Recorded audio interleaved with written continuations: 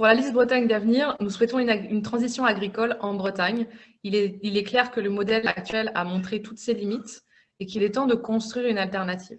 Cette alternative, on l'a construit avec des moyens techniques, des moyens de la région, notamment l'éco-conditionnalité des aides, des outils de gestion foncière. Aujourd'hui, il faut que la région et il faut que les collectivités préemptent des terres pour préserver les bassins versants, pour préserver les espaces qui sont fragiles aujourd'hui.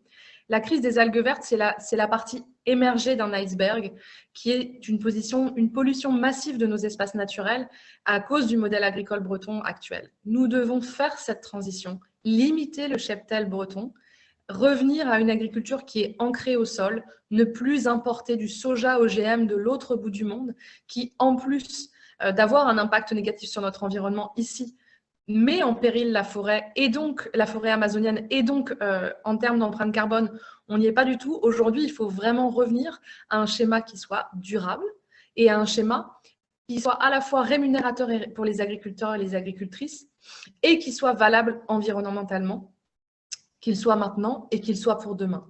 C'est notre responsabilité. On a une ferme sur deux à céder dans les 10 ans à venir. On veut installer 1500 jeunes par an. Ces 1500 jeunes, ils doivent prendre le chemin de l'agriculture durable et une agriculture sans pesticides et qui respecte les sols. Ça a un nom, c'est l'agriculture biologique.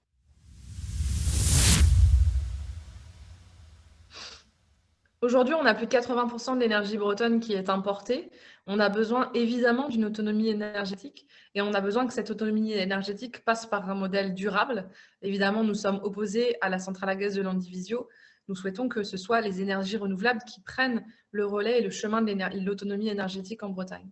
Pour ça, nous devons à la fois réduire notre consommation, et c'est pour ça que nous souhaitons rénover 50 000 logements par an, réduire les besoins. Évidemment, la première énergie la plus écologique, c'est celle qu'on ne consomme pas, mais ça n'est pas suffisant.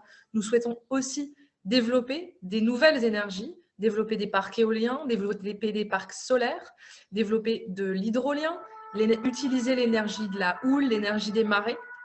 Aujourd'hui, on a une opportunité incroyable. Ce soleil, ce vent, cette eau qui circule sur notre territoire nous appartient. Il faut capter cette ressource. Pour en faire un outil d'autonomie, il faut garder la valeur ajoutée sur nos territoires. Donc, c'est très important d'avoir des énergies renouvelables qui soient bien pensées et qui soient ancrées territorialement et qui appartiennent aux citoyennes et aux citoyens bretons pour que tout l'impact positif que ce nouveau modèle écologique énergétique peut développer revienne à 100% à la Bretagne.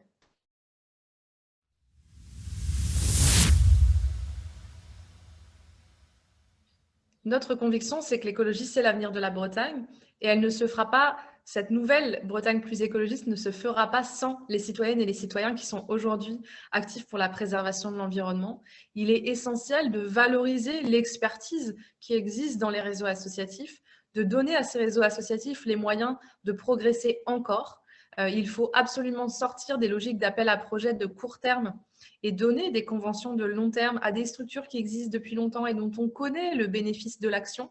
Il faut vous donner les moyens d'avancer, les moyens de développer cette expertise, les moyens de la partager avec d'autres régions, parce que l'idée, c'est aussi de faire rayonner la Bretagne par ce chemin.